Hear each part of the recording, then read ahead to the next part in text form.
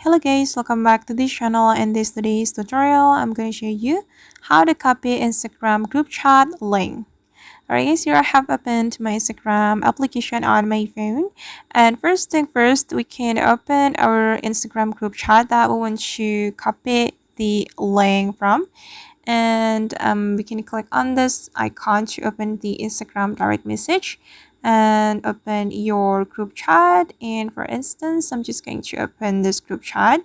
Then we can click on the group chat's name, okay, and click on invite link. And here we have option to copy the Instagram group chat link. We just need to click on copy. Then the link now has been copied to the clipboard, and we'll be able to share this link to our friends. Alright guys, and that's how we can copy Instagram group chat link. I hope this tutorial will be useful for you. Thank you so much for watching, and if you found this tutorial useful, don't forget to hit the like button, leave your comments, and also subscribe to this channel. See you on the next video.